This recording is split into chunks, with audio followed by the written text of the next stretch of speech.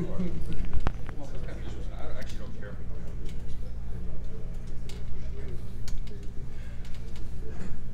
Is that much on the slides? That's pretty key. It's just bullet points, like introducing you guys, get all the addresses and whatnot for your channels and Pilot Edge and whatnot. But I'm still going to look at the slides because I don't know what to say. You have handouts for everyone, right? Yeah, handouts. That's fine.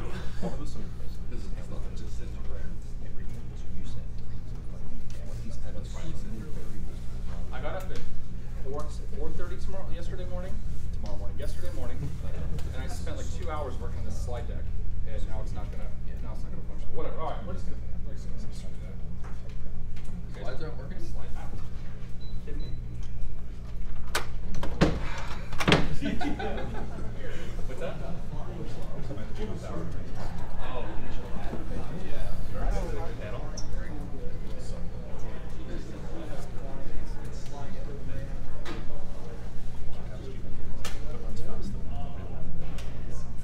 Runs faster than the real one. They didn't slow it down. My time.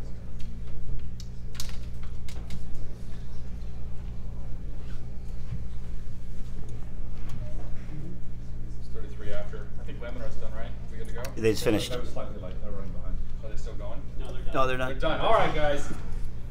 I should probably say hello, everybody. Welcome aboard. It's good to see you, right? Happy Friday. Happy Friday. No, I just did like an hour 15 on upstairs. And if you guys come on upstairs at some point and say hello. If you see any of us streaming, there's a webcam that's on one of the monitors that's sort of pointed back. Like, don't be afraid. Come in, wave, say hello, whatever you got to do.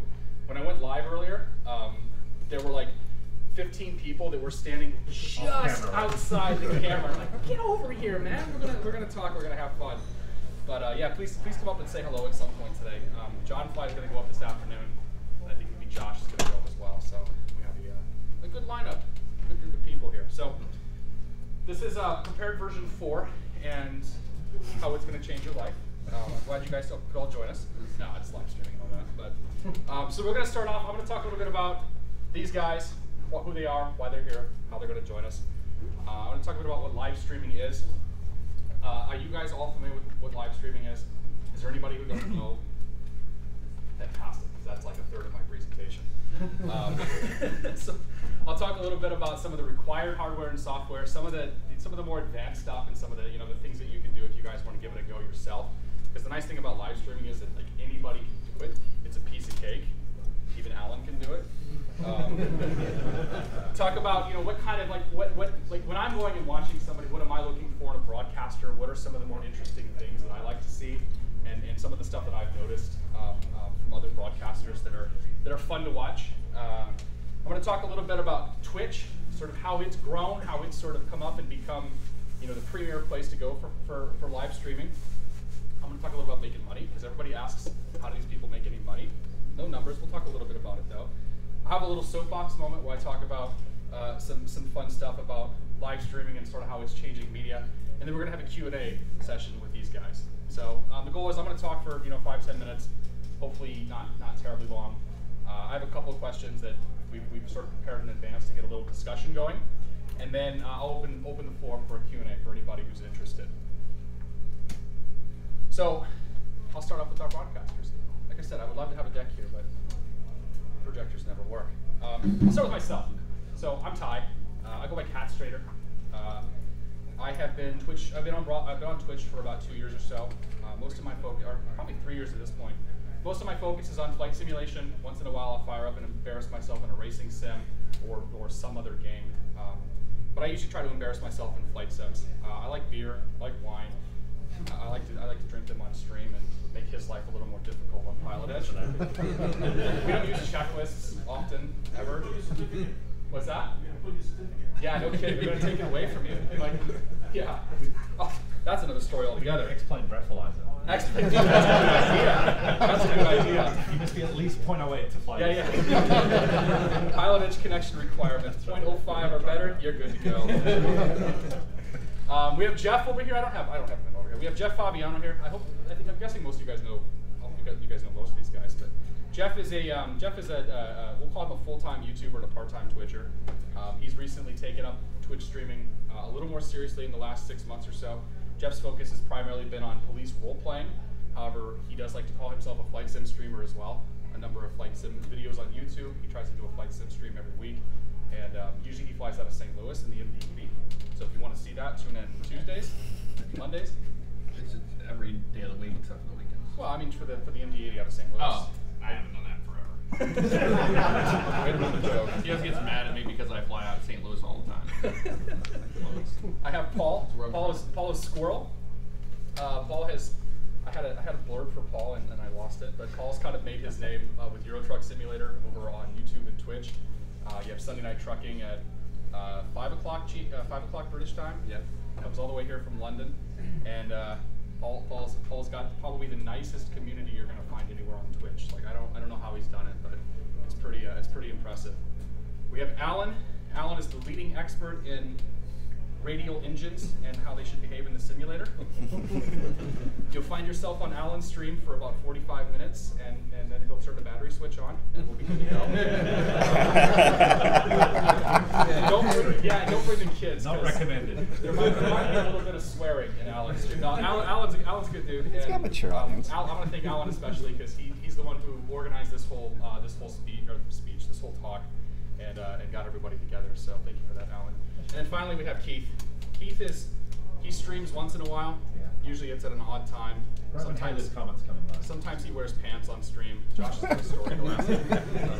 Oh yeah, that's right. Keith is also the founder and the owner of Pilot Edge. A lot of us fly on Pilot Edge, and we'll probably talk a little bit more about that at some point. You have more panels coming up too for PE, right? Is there more stuff you're going to talk about, or is this No, I think that's it. Great. All right. Great. We're all on the same page. We're all on the same page. Good to go. So, what is live streaming? You guys, I think everybody here knows what live streaming is. I'll just talk about it a little bit. So live streaming is live video. Not that kind of live video. So live streaming is live video. For us, what it entails is taking a video game, taking a simulation, taking something, putting it on a screen, adding some voice to it, adding a webcam to it, adding a bunch of overlays to it, and sort of having a good time.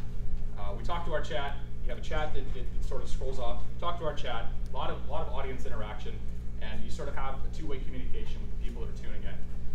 Very different from YouTube, where with YouTube you are everything's pre-recorded, everything is highly edited. You know, the live stream stuff, you might find yourself in a situation where you put a 747 in Boston Harbor because you weren't paying attention, or you might find yourself losing a landing gear as you land, or spending 45 minutes talking about radial engines until you turn the battery switch. Like live streaming is a totally different beast, and kind of a neat way to experience the sim, experience games, and see things in a sort of raw fashion. There are a number of services where you can do live streaming. We have Twitch, where most of us are at. You have YouTube. There's a service called Mixer, which was formerly Beam. You have Hitbox, and I think there's just a billion other services where you can do this. And they all sort of do the same thing. You send them a video signal. They send it out to a whole bunch of your users. You got a chat screen. You hopefully say hello to them. Don't ignore your viewers, and off you go to fun and profit. Is there an actual difference between, I'm actually not familiar myself, is Sure. there much of a difference between any of the streaming services in terms of functionality? Or That's a good question. Is that really it? So most of them are fairly similar. My experience has been that Twitch, Hitbox, and Beam they're lower latency services. So I send a video signal out, and let's say within 3 seconds of whatever I see on my screen, you have it showing up also for the audience who's watching. Whereas YouTube tends to have a little higher latency. My experience has been the major difference is the quality of the chat moderation tools. And that's sort of like Twitch is the platform of choice for most of us because the moderation tools are just fantastic. Like it's very, very easy for my moderators or Paul's moderators or whomever to go in and quickly click on a guy and say, you're an idiot, you're out of here. And to be able to sort of control that better. Whereas I never got that same experience on YouTube. And I haven't used Hitbox or Beam enough. You've played around with some of this, haven't you? Yeah. I think John has as well.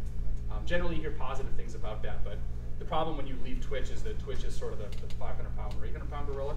I don't know what the figure is for that, but Twitch is the big one, and the other guys are a little smaller. So if you want to try to attract viewers and whatnot, you're going to be at a disadvantage on most of those other services.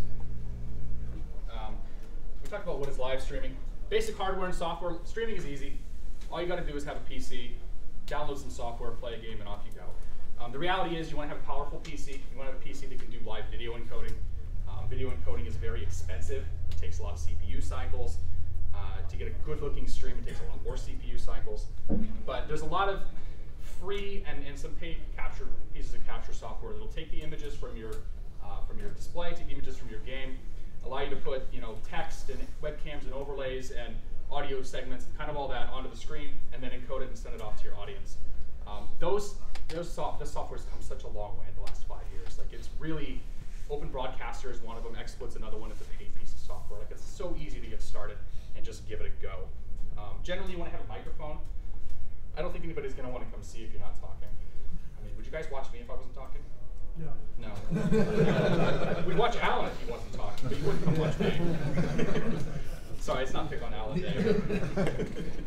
And then generally, I would recommend having a webcam as well. One of the cool things about live streaming is that while you're interacting with chat and while things are happening, you have the opportunity for your audience to see you react in real time. So you put the 777 into Boston Harbor, and you sit there with your eyes open in a moment of disbelief, like, holy crap, rage quit happened.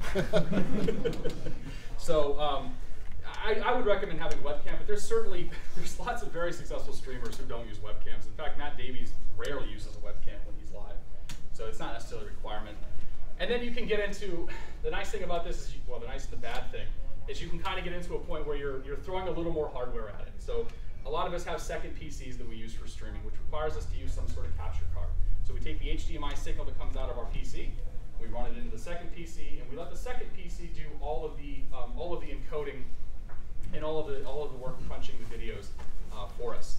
And the nice thing about that is then you can crank up your game settings. You tend to get a little bit better video quality when you're not looking at it, or when you're not pulling it directly from the same monitor. And my experience has generally been a smoother experience. And, I mean, you use a second PC. Jeff, do you use a second PC? Nope. So you do everything single. And Paul, you use a second, same right? place. Yeah. If you want to get even more advanced, like, I will tell you that audio is key. I will preach this until the day I die when it comes to live streaming. Like, you got to sound good. You can't have a lot of background noise. You can't have a lot of echo. Like, I've had terrible audio in the past, and when I started doing some stuff with Jeff, he's like, you got to fix that. That's real bad. And I noticed that when I fixed the audio, suddenly more people would come, more people would show up. And when I go to a live stream, I don't necessarily watch the video as much as I listen to the broadcaster. And if you want to do this and you want to be successful, I think that you really have to have good, solid audio. And the nice thing about audio is that if you want to make it better, you just throw more money at it. And the more money you throw, the better it gets. There's always little incremental upgrades that you can chase as well. But You need to know how to EQ a mic properly. If you know how to do that too. It'll be okay. Yeah, Jeff did that for me. Everybody's like, you sound like Jeff. I'm like, well, thanks, because he set my mic up for me. Just turn the bass up. Yeah, it's just Yeah, nothing turn the but bass bass. up. How you doing, guys? I like it. I like it. And then there's other things that you can do. You'll see a lot of guys that are using things like green screens. So I'm sitting in front of a white screen right now, as you can see. But a lot of guys will put green screens behind them. They'll use like studio illumination, and then they'll use things like chroma key within their broadcast software that just wipes out the background, so that all you see is the broadcaster and the game. And I know Paul uses a green screen. Alan, I don't think you do, and Jeff, I don't think you do as well, right? And I don't personally use a green screen because I don't have the room, and I'm afraid that I'm going to run out of power at some point in my office. We have the studio lights, but I recently stopped using this because they put out so much heat. Yeah, It's unbelievably crazy. hot in there. You do anything special for lights, Paul? LED. Just LEDs? Just 4 LED strips all around. Mhm. Yeah, I mean the key to a good green screen is illumination. If it's not Right. a consistent green, it just freaks out and you'll see fuzziness around. Yeah. So it's quite tricky to get it set. And you'll definitely notice that, like if you go watch some people's streams, you'll be able to sort of see the background flutter a little bit sometimes. And it's like, better lighting is what you need. And then kind of the last advanced thing, and I throw this in here as a pseudo joke, but also like there's overlays. There's information you can throw on your stream. You got somebody like Matt Davies who throws all of his live flight statistics. So where am I? How high am I? How fast am I going? What's our route? When he lands, it shows up with the landing rate, and he goes pretty extreme when it comes to that stuff. But for a lot of us, it's simple graphics. Throwing a graphic up there, throwing some information about our flight, the plane that we're flying, and some other stuff like that. Some guys will throw the chat up there as well. I believe Paul does that. So a broadcaster. What's it take to be a broadcaster? You gotta have a personality. a lot of folks that I've gone and watched, you just put yourself out there. Find that thing about you that people find interesting, and multiply that by 100. You know, I talk with my hands. I'm very boisterous. I shouldn't talk with my hands right now, but very boisterous, and very loud, and very outgoing person. I try to embellish that a little bit on the stream. Try to have a little bit of fun with it. You know, I'm not afraid to poke fun at myself, and that's, you know, for me, like that's sort of the shtick that I'm after. But you really want to have a personality. You want to be a person that people are going to come in, they're going to like. They're really going to enjoy watching. You're going to talk nonsense. You know, we do Paul streams for like 10, 12 hours at a time, and I'm not sure how he does it, because by the time I'm after 3, I'm just kind of like, I can't even form a sentence. I'm already having trouble today. I have to talk for 10 minutes. But you got to be able to talk nonsense. You know, be able to talk about nothing. Be able to talk about what's going on. You know, be able to talk about current events without getting too crazy down the political path. But just, you have to fill the dead air. The last thing that people are going to want to see in the streams is to come in and just hear the hum of an airplane in the background, because that's, for me at least, that's not particularly entertaining. Be knowledgeable. Know what you're talking about. You don't have to be perfect, but you know, I personally, I know a little about a lot of things, just kind of enough to be dangerous, and I don't know. I find that, you know, that's helped me out to kind of talk about the planes that we're flying, talk about the systems, talk about this and that. But you know, everybody knows something, so talk about it. You know, embellish it, have a little bit of fun with it, and you know, don't kind of be a bump on the log where you're at it. Networking. Just to add to that, sure. Ty, I think anybody can stream. Absolutely. But to be a good streamer means to be an entertainer as well. And you've got to pay attention to what chat's doing. You've got to interact with them. They're going to ask questions. They bring subject matter up sometimes, which really helps you out. You can talk about that for another 20 minutes.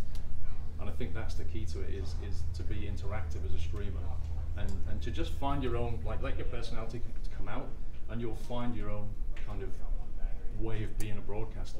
You don't know what it is until you do it, but there is more to it than just streaming.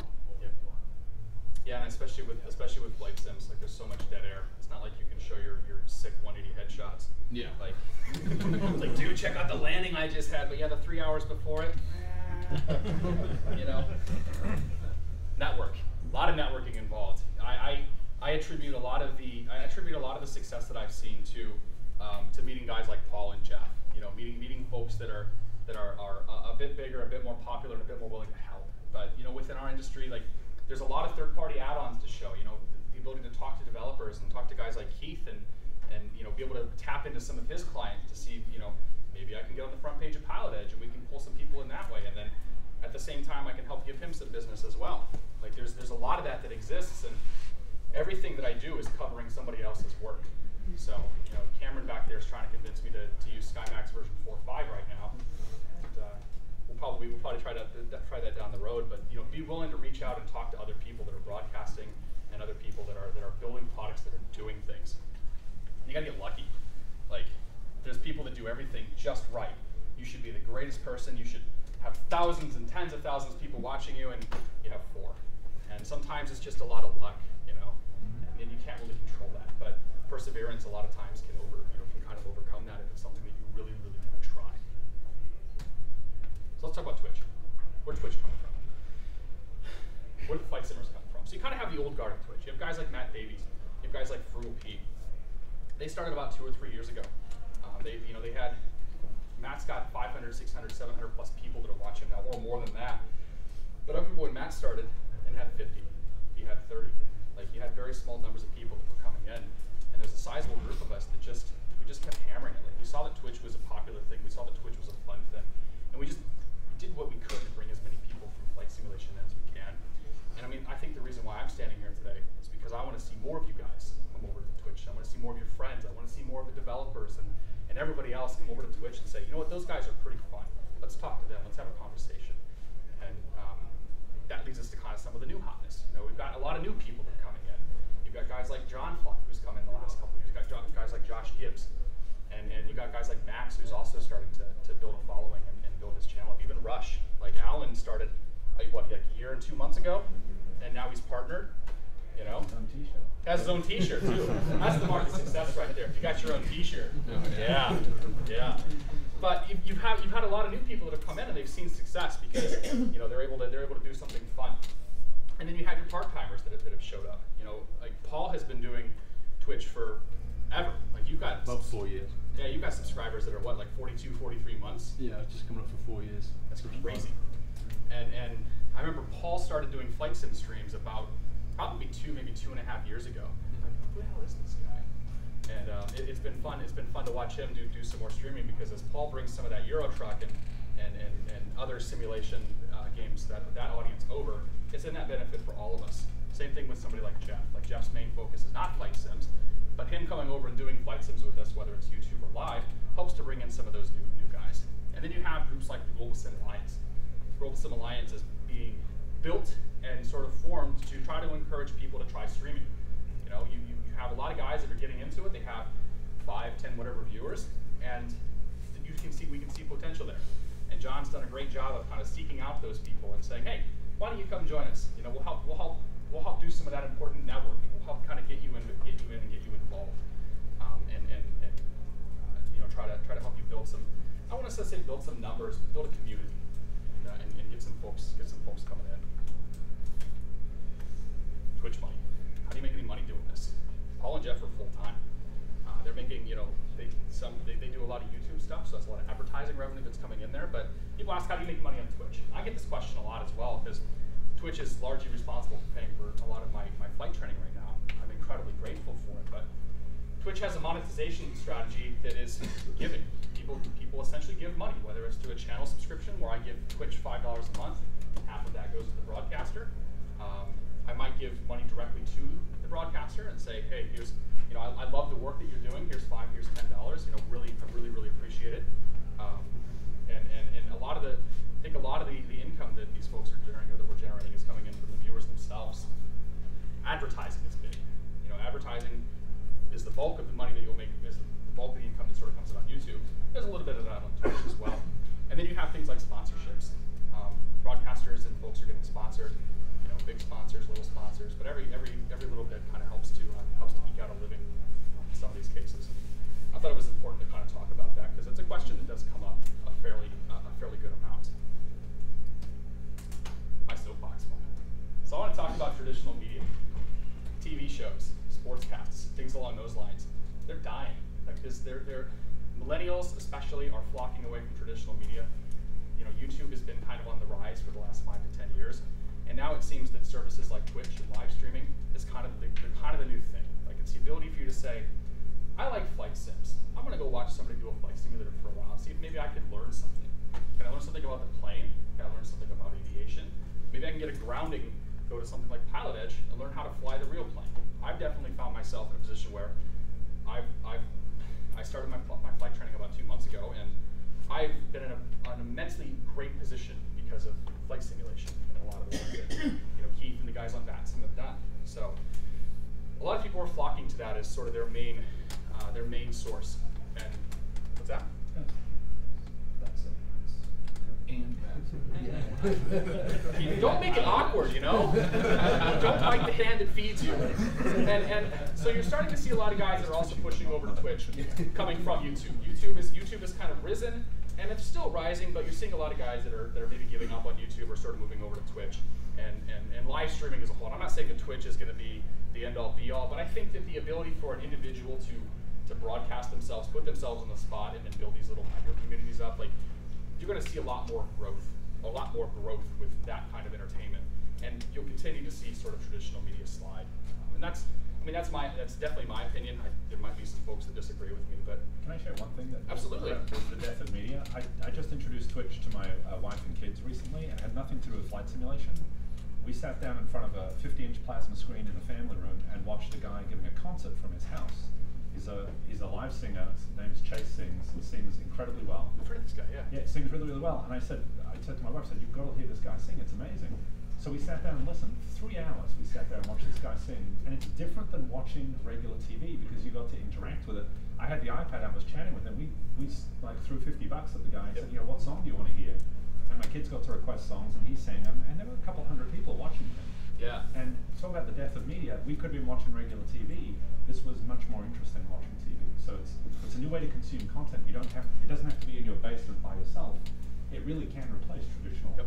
I'm trying to get my wife into it. She still doesn't get it. She still sits down in front of Netflix all night and just like, let's watch watch Val Dudes. He's way more interesting than this random TV show. If you've never heard of Val Dudes, go check him out if you're over 21. If you're under 21, don't do it. Mom and Dad might get upset with you. Another thing to add to that is that you were going off of the ad revenue and how to make money from it. These companies are allowed to they could put an advertisement out there on a live stream or a YouTube video, and that's 100% direct. They're watching that ad, they're seeing it. Whereas with older media, you know, you could have it on in the back room and you could be making dinner or barbecuing or whatever. You'll never see that ad in the beginning, and that company that put up all the money for that ad doesn't know who's actually seeing it. And with these medias, they know exactly who saw it. So that adds a lot to that. Yeah, and it's not even just us. Like I work for a software development company, and my job is to make YouTube videos. And this has come about just in the last 6 months for them because traditional advertising is broken. Magazines don't work, TV advertisements don't work.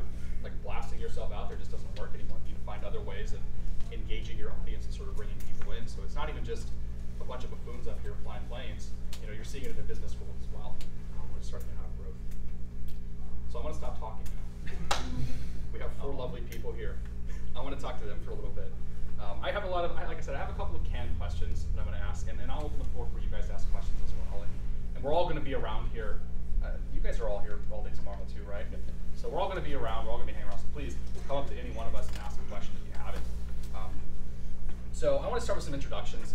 I talked about these guys a little bit, and maybe I should let them talk about themselves, but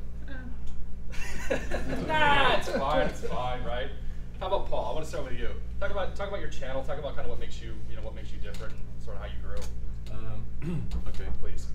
So, I mean, I started on YouTube. I started for fun, really. I just started uploading, I think it was Battlefield 3 videos.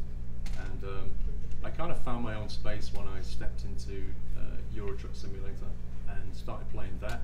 And I basically just took journeys in the truck and just talked. That's literally what I did. And for some reason, people started watching. And they really enjoyed it, it turns out. And they loved the sort of anecdotal stories that I was doing. And from there I started to branch out a little bit. I thought, well, okay, if this works in a truck, will it work in a train? So I got on a train, started to get into Train Simulator, same thing applied. Eventually I got around to Flight Simulator. I sort of resisted it for a while because I thought to myself, well, if I do Flight Sim, what am I going to do when I'm in cruise? Like, I can't talk for that long.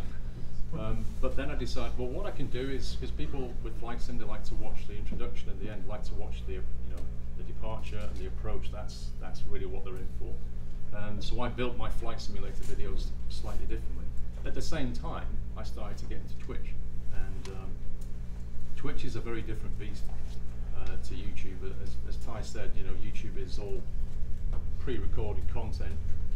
If I make a mistake recording a video, which does happen, I can just cut that out. I can take that out. Also, I can leave it in, but if it's disastrous, I can take it out. I can re-record it. I can do it again. With Twitch, no, you're live. Anything that happens is out there on the internet, and even worse than that, on Twitch, people can instantly hit a button and it will clip the last 30 seconds of whatever happened. Let me tell you, the amount of memes and GIFs just shot up. You know, the expressions on your face, the disastrous face palms, like everything gets clipped. But it's what makes it. I mean, you've got to have humility, because you are going to make a fool of yourself when you live stream. No question about it. You just got to roll with the punches.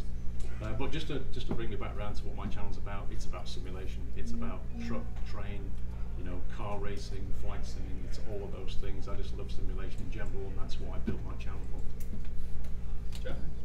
Yeah, I started in 2012 as a YouTube content creator, and I didn't ever think that it was going to be anything. I just was uploading videos of things that I thought were interesting. And I was already a private pilot before I started doing those things. And when I decided I wanted to bring Flight Sim to the channel, that was a big deal to me, because I was like, man, everybody's going to pick you apart to pieces. Every little mistake you make is going to be in front of hundreds of people or thousands of people. I didn't know, 15 people and I make a mistake. I was mortified when I first started doing it. But deciding to bring it to there was awesome, because my whole idea was, how can I make flight simming interesting to people that are new to it? And I saw a lot of the content that was out there was extremely boring to me. I was like, man, I don't want to sit here and watch somebody just not talk or whatever. I'm like, I can do this at home on my own Zoom. So I wanted to bring my personality to it and make it an exciting experience rather than it just being boring or whatever. And I think that's what I try to do with simulation in general. And then I got together with a bunch of guys, and we primarily focused on doing police roleplay stuff, and we do it to this day. It's just a lot of fun, and I never thought it would take off the way that it actually did. It's hilarious too if you haven't seen it. Like those guys have a chemistry like nobody else. Yeah. But going into Twitch, I actually started doing Twitch whenever I was doing YouTube in 2012, but I just rarely did it. I didn't have a PC for it, and I had no upload speed at all. St. Louis is horrible for its internet speeds. And now, like you said, you know, when you're live, your mistakes are there. Just a really quick story is, I did a flight sim video, and I did this whole thing where I'm coming in the 747, and it was X Enviro that screwed me in the end. It was like 40-something knot winds at like 1,000 feet, and landing the 747 blew all the tires out on it. And I was like, I'm not going to stop this thing. So I just nailed it, went around, went all the way back out. Didn't realize, because I have a 32-inch monitor, didn't realize at the very top says tire blown the whole time. So I fly all the way back out, intercept the ILS again, and I come back in, and I'm like, all right, so now we're just, you know, intercepting the ILS and blah, blah, blah, blah, doing my spiel, and land, and I'm like, oh my God, I think we blew the tires in that landing, and blah, blah, blah, blah. The whole time I didn't know that, it was just flashing the whole time. So in editing, I was able to make that seem like it was all seamless, like it all happened at the same time, when in reality it didn't. It took like another 30 minutes for me to go back out and shoot the approach again. But it's things like that, and some people caught it. They're like, you know, well, but I didn't say, hey, you know, I made a mistake in the editing. But when you're live, it's a lot different. But That's a pretty popular video too, isn't it? yeah, it's pretty popular. Huge. One tire on That's all it, people some want to point see out. are the problems. Yeah, they always see it in distress. I think the other one was an emergency situation I had in 727, flight J727, and it was just my own lack of knowledge of how to fly the airplane correctly, and it flamed the engines out. It's funny because people want to see the drama. Not many people are looking for perfection. In fact, those can be some of the most boring streams in the world. Yeah. There are people who fly airliners for a living, and they come over to Twitch, and I think, cool, here's someone who flies an airliner. This is going to be epic. It's boring as whale crap. They're just there's nothing going on. They're flying perfectly. Nothing's happening. They don't tend to be very entertaining. They don't have much personality. And I've learned a lot from watching them that people are not really looking for perfection. So don't be afraid. Don't be afraid to stream because you're afraid of making mistakes. People actually want to see the mistakes for the most part. So my name's Keith. I'm the founder of Pilot Edge, and I'm I guess kind of like the outlier on the panel because I don't have a massive Twitch following. I'm kind of an outsider to all of this, but streaming has been a really important aspect of the company, and we're going to talk about that in a little bit, so I'll skip that part for now. But I do stream from time to time, and I started streaming because we offer ATC for simulators on a scheduled basis, and it's a subscription-based service. We also offer some pretty good training content out there in the form of our workshops. The workshops were posted on YouTube, and like Jeff, I didn't really think of anything when I first posted these, and it's been like a huge asset for us. It's gotten a ton of people have gotten into simulation. The workshops have really helped them. I thought, you know, I get so many questions about certain procedures. This Twitch thing is starting to work out. I wonder if I could go on and basically do a live workshop where I'm flying from A to B, demonstrating procedures, and can field questions in real time while flying a sim instead of going through a whiteboard presentation or something. So that's why I came out. And I have not been particularly successful at it. So I thought there would be like a huge desire for that, and there has been some, but I think it's really my position with Pilot Edge that has given me the tiny bit of success that I've had. People really don't want to come in and see someone doing hardcore IFR procedures for the most part. And so when I look, I've learned a ton watching people who barely know what they're doing, who have great personalities. No, you do know what you're doing. There are people who know way less than you do, who are flying very badly, spreading bad information about procedures, who really don't know what's going on, yet they have a huge following. Because people want to be entertained, they don't necessarily want a lecture on the course width of a localizer. So I've learned a lot that it's not about skill set and passing on knowledge. There are many reasons to stream, and very little bit has to do with education on a particular topic. So I'm not a particularly successful streamer. I do it when I can. I do have fun when I do it. I'm in a niche area, thankfully, where flight simulation is pretty well covered. I don't have too much to add there. But on the controlling side, people do want to see what happens on an air traffic control scope. And so when I do stream from time to time, I'm fairly successful with those streams because people want to see what's going on behind the scenes. Yeah, I'd agree a little bit there. Like my stream, it started about a year ago, right? Like a year and maybe 2 months. And sorry, yeah, I'm Rush Allen, run Erison Gaming, and yeah. So the stream that I run, I kind of got into it. I came from the world of commercial aviation and warbirds. I was working on some cool aircraft, and I thought I was watching these streams and I wasn't seeing like much education happening, or the information that was there was either wrong or just misplaced. And so I started streaming thinking, hey, maybe I could talk and teach people about these things. And well, I do that, but I mean, it's such a small part of my stream now. Like basically I talk crap, and we talk about aeroplanes a lot. And the entertainment side of things really, I think, has changed the way my stream is sort of based. But there's still this core function of real-world aviation, and that's really where I want to take my stream and keep progressing along this notion of bringing real-world aviation into the flight sim community, and also bringing the flight sim community into real-world aviation. Because for some reason, back when I was working on airplanes, there's this disconnect where people in aviation either think flight simming is toys, or they don't see the value in it. And I see there's this massive value in the simulators we run, because well, you can work on $15,000 software on a 737 simulator, or we could buy one for $100 and play it on our computer at home. And the difference between them is a few percent. So I'm really trying with my stream. Anyway, that's really where my stream is going, is real-world aviation plus flight simulation, and somewhere in the middle we'll figure that out. But I'm still doing that. I'm only a spring chicken compared to these guys. They've been doing content for a long time, and they've built their communities up, and it's amazing what they do. So I'm curious about your IRL streams. Yeah, doing some more. So Alan has been a Rush. Should I call you Alan or Rush? What do you want to call him? Alan's fine. I'm going to call him Alan. Al Rush. Al Rush. No, so Alan has done something pretty unique, and I actually saw this posted by one of the executives at Twitch many months ago, where he's been working on an airplane, and he can talk more about what the airplane is. But he's been working on an airplane and streaming it live. So I think Josh over here is streaming us live right now over on Twitch.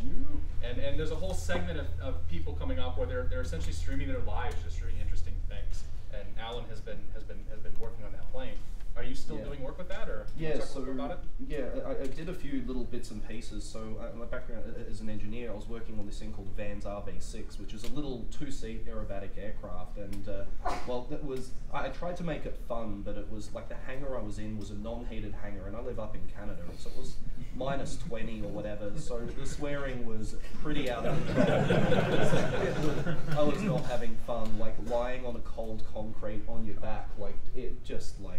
I really questioned my life choices, but it's I really tried to make it so people could ask or just sit and see. So I had cameras around me showing what I was doing, or if I found a problem with the aeroplane, I had a little boroscope camera that I could put through a hole and say, look, there's a crack in this material here, there's aluminum there. Or I could look at the engine and say, these are all of the bits of the engine, and this is how the engine works. And I even did engine runs in the thing, where I had cameras in the aircraft and was able to operate the mixture and show the prop pitch and how all of this was working inside the aircraft. They were pretty awesome too. Like I'm not a big mechanical person, but it was probably one of the most unique things that we've seen in our flight simulation group for a while. Yeah. I have a question then for Paul and Jeff. What are some of the challenges? You guys are full-time content creators. Can you guys talk about some of the challenges of that and how it's sort of impacted your life, or impacts your life? I guess it's like the easiest analogy is when you go from being employed to being self-employed. In that, when you're employed, you know where your income's coming from and how much it's going to be. When you're self-employed, when you're doing this for a living, your income fluctuates, particularly around Christmas time. So advertisers tend to spend a lot of money in the run to Christmas. So your money tends to do this, and then there's a January cliff that comes when all the advertisers don't pay anymore, and then you get this huge drop. And that's the kind of bumps that you have to ride. It helps if you can get sponsorship deals with companies. You know, I'm sponsored by Asus, and they help to keep that kind of steady income coming along. In terms of you know, other problems, I think, you know, the advertising on YouTube is definitely taking a bit of a knock right now. There's a lot of advertisers pulling out. A lot of people are turning to Twitch. As Ty said, with Twitch, you tend to rely on the generosity of people that are watching. There is no real advertising income really on Twitch. It's virtually non-existent. You rely on people paying to subscribe. They're not paying for a service. They don't have to subscribe. They just want to subscribe. They want to help you to keep doing what they enjoy. And that's the real difference, is that you know, unlike advertisers, they're paying for a service. These people watching are paying to just support what you are doing. And that's where a lot of your income will come from. That and donations, where they just, you know, they just throw money over the fence and say, you know, keep doing this, we love it. And you get a lot of stories about, you know, changing people's lives, and that's always pretty touching. But I don't know, Jeff, if you've got any kind of different experience, but that's how I find things. Yes, absolutely. The biggest thing is that when you do step into that whole, you're self-employed, you are your own boss. So you get up every day and go, I'm going to do this to make X amount of money per month or whatever to sustain. However, whenever you do that, to me, people always ask me that question, and I say, YouTube is not just like a job or anything like that. It's an experience, but it's a lifestyle. You live it 100%. And my lovely girlfriend Nicole, she's in here somewhere. I think she was. She's over there. She knows what that's like. You basically are putting your life into this. I mean, I spend more time doing this than I have ever at any other job I've ever worked at in my entire life. And she's been the full-time editor on the channel for about a half a year now. And for us to be able to share that and live together and share that experience has been absolutely rewarding. You know, we can go on vacation and do this, but you also have to have that self-discipline that you're going to, you know, do your work, because it's so easy to get up and go, I don't want to do this, you know. A lot of people think, excuse me, a lot of people think that you're just playing a game for an hour or whatever, recording it, editing it, and throwing it up on there. There's so much more to it than that. And especially to take holidays as well. Yes. Because there's a real danger that you just basically carry on working and working and working and don't take breaks. Yeah, you don't. And you've got to discipline yourself into taking the breaks. Yeah, exactly. That's also a lot more work before you do take breaks, right? Yeah, absolutely. You have videos until later this month. Yeah, right. Yeah, because we're going to Spain next week. We have videos scheduled right now all the way till June 18th. And that's 2 videos a day during the week, and then a video each day on the weekend. So we were working overtime. I think we were working like 20-something hours a day just getting content ready for that. And then, you know, you have that whole aspect of doing live streams. I do live streams as well throughout the week. So we were doing all of that work before we can go on a holiday or a vacation, and still streaming every day as well. So. But that's another big difference between YouTube and Twitch, is that Jeff can take a week off, and people on YouTube will not know that he's off for a week, because the videos are still going out. On Twitch, if you take a week off, they know. You're not live. You're not there. I'm not going to re-up my subscription. Yeah.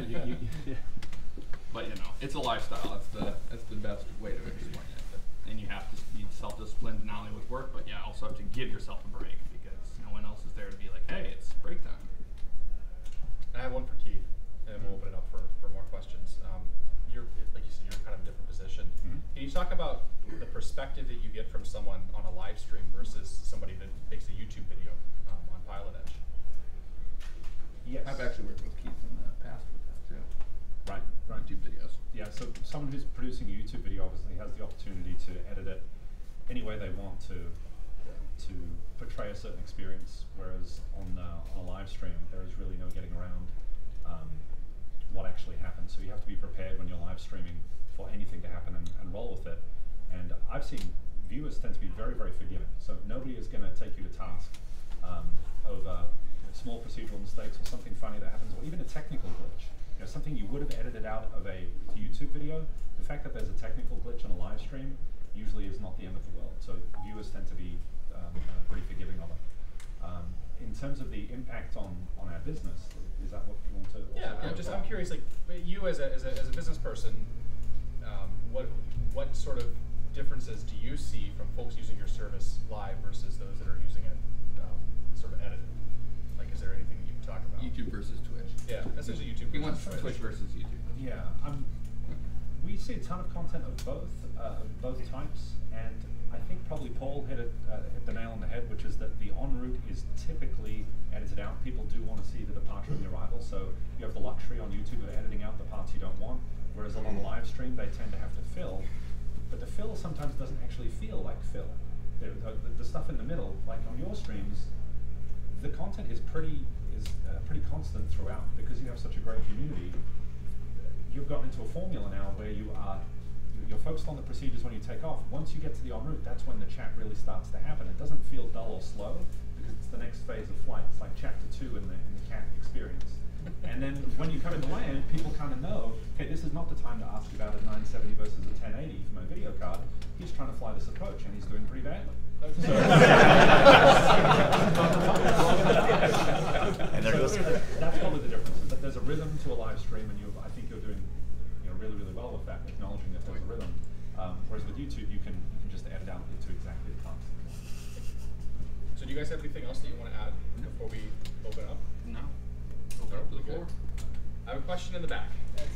Let me just make a comment. Can I mention one of your unscripted funny moments? Oh, Jesus. Do tell. Do tell. What makes Twitch all worth it? So I watch Cats Creator. My name is Mike Hayes on Twitch, Waves 2000. You could watch Twitch also. A lot of the stuff I don't see of you is live because of time constraints. But I do watch him live. He had a moment, I don't know, a year and a half ago. Remember, you somehow accidentally ended up in the water. Oh yeah. That's sure. Yeah, the 777. So I was fiddling. I don't know if you guys haven't seen it. I was fiddling with the radios in my 777, and I was trying to figure out why they weren't working. And so, and I was taxiing down one of the taxiways in Boston. Where you have water on your left and a little bit of water in front of you. And so I'm down there fiddling with my radios while I'm taxiing, just kind of not a worry in the world. And then I look up, and there's no more taxiway. There's a little bit of green, and then my nose goes. I was like, well, that happened. And the plane didn't die. As a testament, I guess, to the 777 and Flight Factor's ingenuity, I was able to do. You powered right out of there. Yeah, well, no, yeah, I could have tried that. I was able to use differential thrust and kind of operate it like a boat, get it turned around, get myself lined up again with the land, sort of ease it up there, and as soon as the rear wheels hit, the whole plane almost flipped over. And all this time, you weren't sure if this was going to work. Yeah, oh yeah, and I'm just like, well, I'm going to see what's going to happen. Let's see what's going to happen.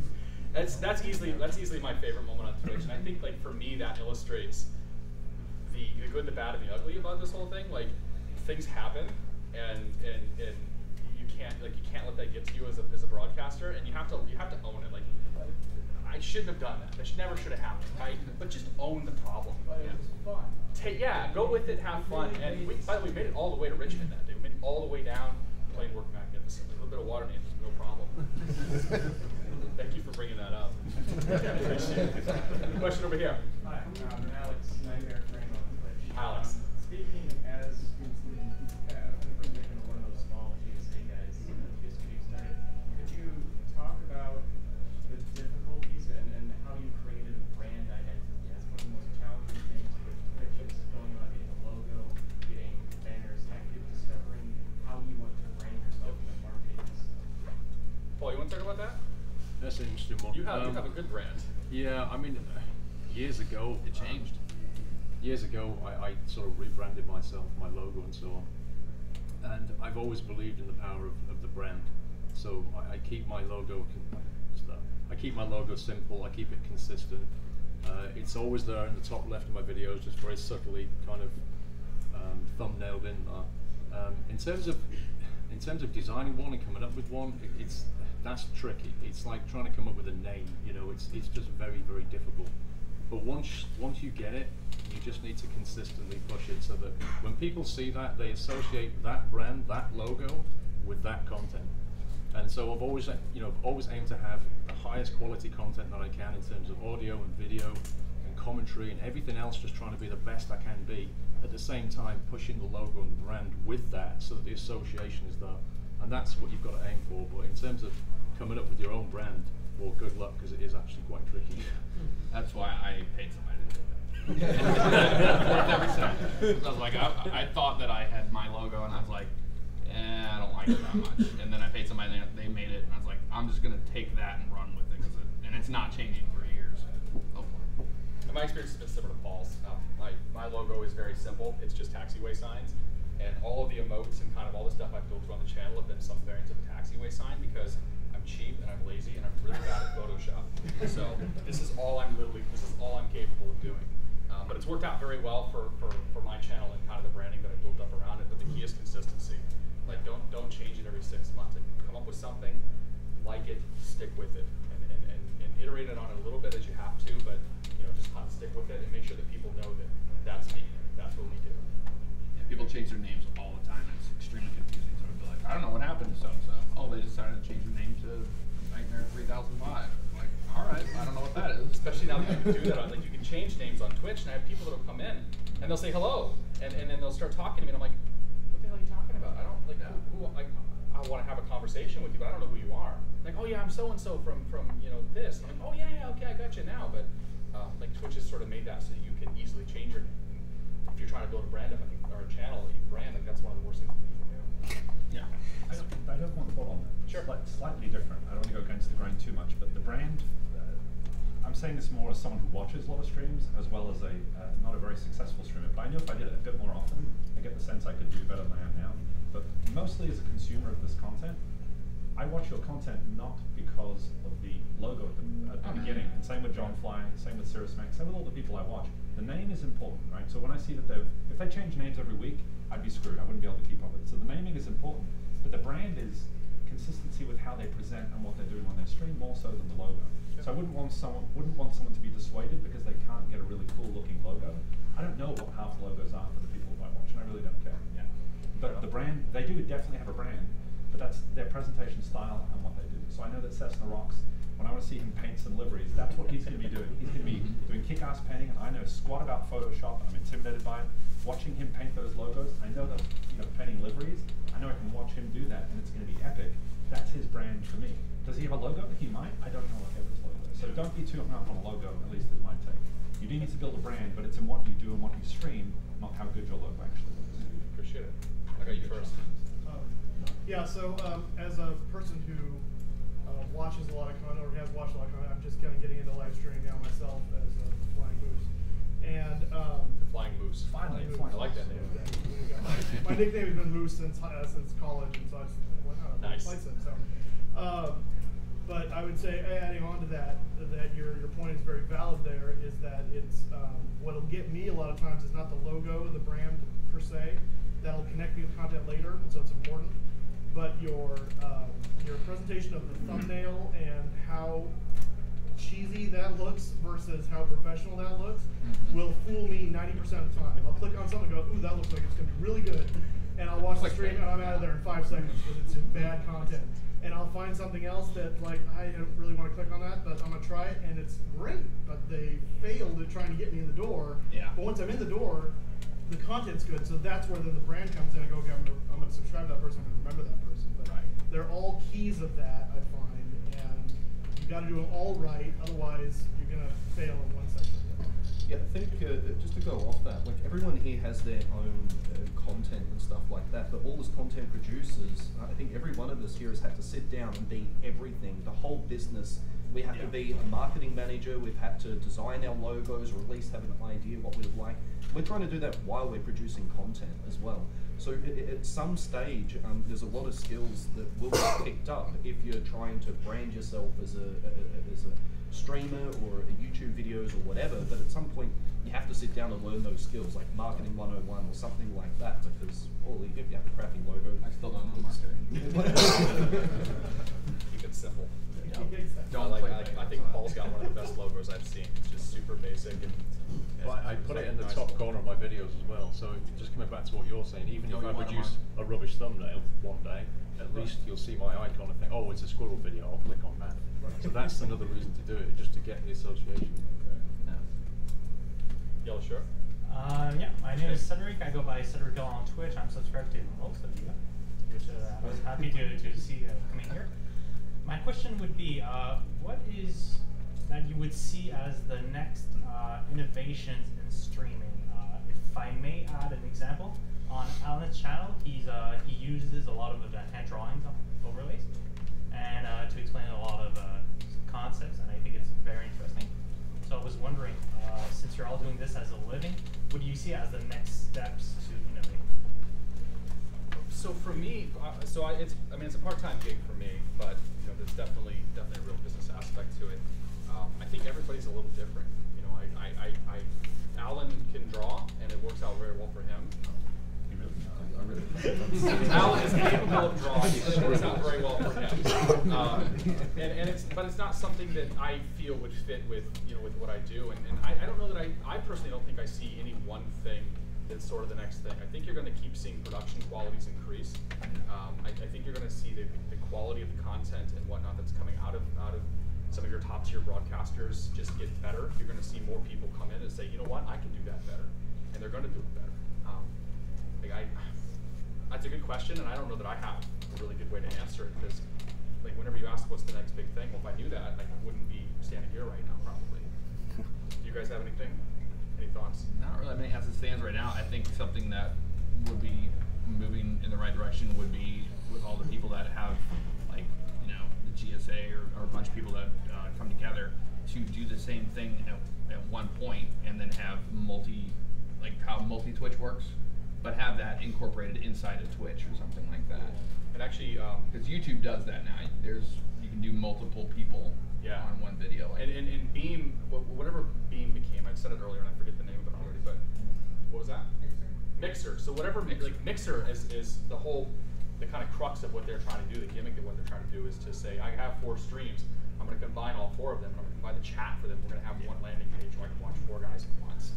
As far as innovation, I would say the technology is getting better. Yep. You're getting professional broadcasting tools that you can use right there at your house and make the broadcast so much better. I was also curious about how the interaction with the community could get improved, but I can think of one way with the interaction with the community. I've seen this demand quite a few times, which is the premium failure options. So basically do an auction to the stream and say, okay, whoever pays the most gets to pick the failure. Alan is microtransactions. So it's $3 for a tire failure, $5 for an engine failure. So you can get more interaction with the community where they're driving what's actually happening in the stream. So instead of saying I'm going to fly from here to here and I'm going to do this and the weather's going to be this, it's okay, guys. These guys in the premium seating area, where are we going to start from? You can choose from 5 different ones. So you can still shape the content a little, so they don't put you in Iceland, or St. Louis. Is that right? There's no ATC coverage out there. I know. Well, we can fix that, right? No. No one wants to go to St. Louis. No, so you can pick the path rep or pick the en route weather, things like that, where you get the community engagement, where they're driving. It's like a choose your own adventure thing. That could generate revenue and build community as well. And to steer one more tangent for myself, because I can. The last big innovation I think that we saw, I think it was Discord. You see these, you immediately, Discord has sort of replaced everything. Forums, TeamSpeaks, everything. It's a way for our little communities or our bigger communities to get together and have a common conversation. Nightmare over here is very active on my Discord, and it's great to be able to just directly talk to and connect with people. And from my perspective, that's been the last big thing that's sort of come up in the last few months. And community interaction, I think, is a paramount to what we're doing. I think just going back, I think the next thing with Twitch is it needs to grow. It's not mainstream yet. Twitch is not a household name, and still you can talk to someone in the street and say, hey, do you watch Twitch? And I'll say, what the hell is that? They don't know. Everyone knows YouTube. And so I think Twitch is going to evolve into something that's in people's houses, where I'm now seeing drifting events, like car racing is now being streamed, where they have a full production setup. And that's now being done live, where you can talk to people while you're watching, racing events that are real life happening. So I think there's going to be an evolution where Twitch is going to push away from people playing computer games in their basement. Well, they've already done that. Yeah. I watch a trash guy. There's a guy named Trashman. He literally streams himself doing his trash collection route every day. It is incredibly hypnotic. Like, he's so enthusiastic and so into it. You're just like, I want to watch this all day. And more content like that, I think, kind of goes with what you're saying. That's the thing. It's opening up, and when that goes mainstream, and people realize that, oh, I'd really love to watch Trash Guy and drink beer. Yeah. Like, you can do that. You don't watch Trash Guy drink beer while doing the route, but I think you had a question, right? Yeah, I was wondering how you think companies using Twitch in the flight simulation space would differ to obviously what you guys are doing, which is quite individual. Obviously, other than the fact that you can't drink and swear as much. Right. I'm probably the best example. Yeah, please. That's one of the reasons why we stream. When I stream, it's not under my personal brand. It's as a representative of Pilot Edge. So ksmith_PE. It's right there. It's in the logo that we have on the stream as well. It's been a huge vessel for us to get to know the community, get to know our users, interact with them in real time in a way that you can't do with forums. Discord is a great step. That's good one-on-one interaction, but being able to stream what's going on, you can demonstrate the product, show what's coming up, get feedback on it. Not only can we demonstrate stuff on our own stream, but we can attend people's streams.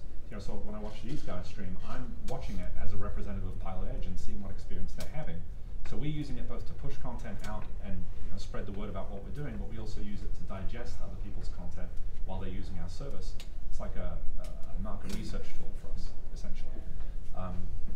It's been amazing, the impact that it's had on us. I sent you that spreadsheet, right, of all the database queries. Yeah, you did. When people sign up for our service, they can tell us where they heard about us. And when they do nominate where it's from, literally 80% of our referrals are from YouTube. Everyone up here is pushing tons of users to Pilot Edge. Whereas every now and then I have to scroll through several pages of referrals to find a OPA article. Yeah. It's just not, it's really not out there. And even if we did TV advertising, not only do we not have the money for it, but I don't think it would be as effective as what we're doing. People are going to you guys as basically the trusted news source, like the CNN of flight simulation. They don't want to hear a payware developer talking about the new product. They want to see someone who they trust, an independent third party, using it in the trenches to see if it's for them or not. I've lost count of the number of streams where I see someone say, hey, SkyMax Pro is out, XEnviro is out, what do you guys think? They're not going to the developer to say, what do you think of your product? Well, I think my product is excellent. What a surprise, you like your own product. So people don't want to really hear me talking about what's great about Pilot Edge, they want to hear you talking about what you think is good or bad about Pilot Edge. So that's the impact it's had on our business, and any payware developer out there would be insane not to be reaching out to developers, not to be reaching out to the Twitch community and saying, hey, we're thinking of developing this product. What would you want to see in it? Can you ask your users, get feedback right away, and start shipping early and often to these guys? And whether you make it clear or not to your user base as to whether it's being supplied to you or not, that's really a decision you would make as to how transparent you are. Yeah. But I think people will be all about that. You're not a shill for the product. You say, yes, these guys gave it to me at early release, but that's a good thing. We're getting to see it early, we get to shape the product. So any payware developer should not be afraid of the Twitch community. It's been nothing but good for us, and I'd encourage any payware developer on any platform, whether it's a plane or a weather engine, whatever. This is really the way to get the word out about your product. Thank you. I had one more in the back. I forget. I was gonna. John has a question. Yeah, I was gonna chime in on the question about what's possibly coming down the pipe for Twitch streamers. More overlays. And I think, I think I like the idea of you as a viewer being able to manipulate my plane, whether it be just simply a view change. Hey, John Fly, I want to wing view right now. You're actually home watching me on another screen, and you have control of the plane, given I give permission. Or you just could change the wing view. You're watching me, you're watching my webcam, you're sick of me eating pizza on stream. I want to look from a different perspective. You hit a key on your sim, and this is all happening because of JSnap's multi-crew is going to potentially have the ability to have 5-10 people tune in and have your plane and your sim mimicking what my plane is. I think that's a possibility that could grow and be a little more diverse.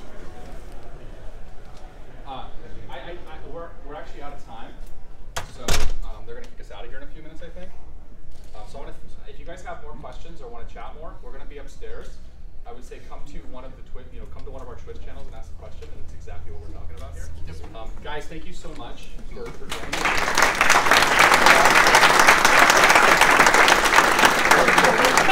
us.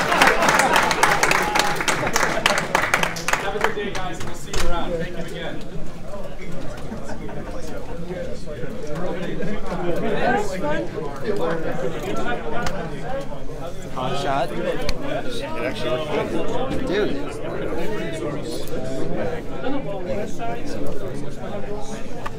Can you put that in there real quick? That's fine.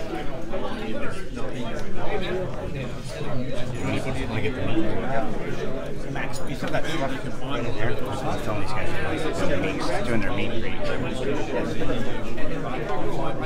You never know what's Prosperous, I'm sorry, but I missed you in the chat. Mr. Gibbs.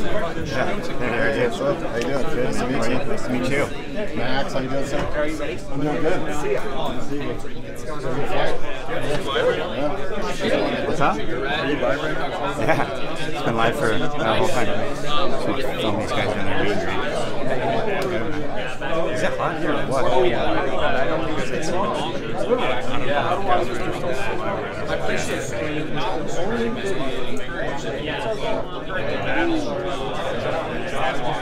appreciate it. So like the live stream, it was 2 hours. It was pretty long, but the goal was to do the same thing. Yeah, I'm there. I actually already had one in the lobby here.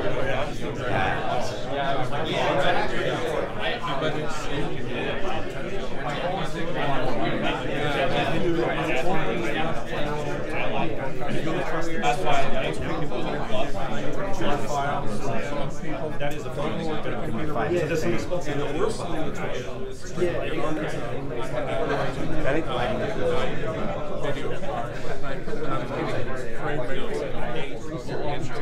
and the plane would take hours.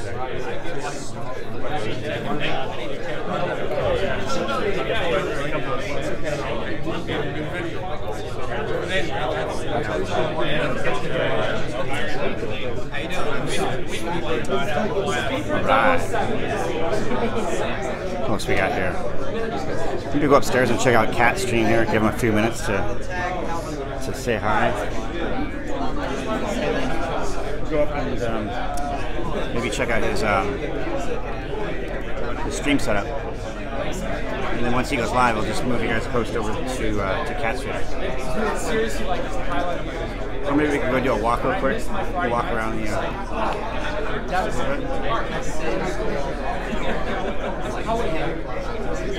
Well, maybe we'll do that right now. Thanks for actually talking. Like the people who come in and say hello, like that's the fun stuff. You know, when I get to say hello. That's the stuff.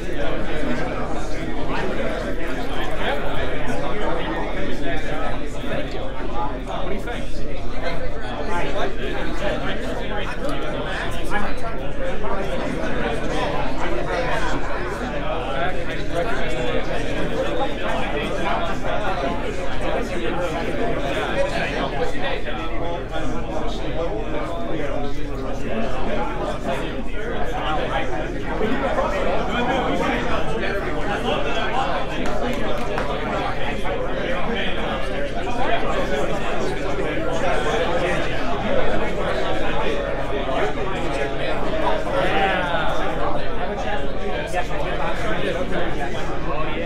It's a lot of like it's a super intense.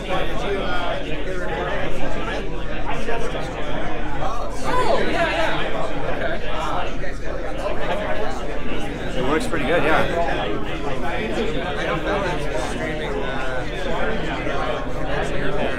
I was restreaming my stream. Oh, really?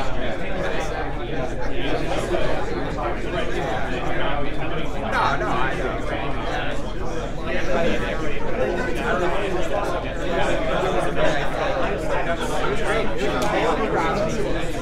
There's only like 25 people. Woke up and was so nice.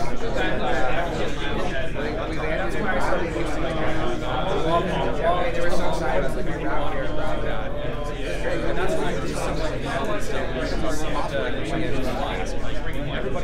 Everybody's had problems with Charlie. How much money? Like everybody's had problems. How do I do it?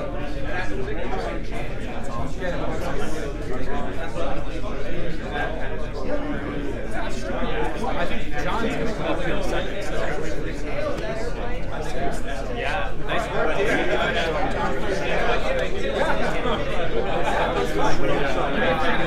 Alex, I really appreciate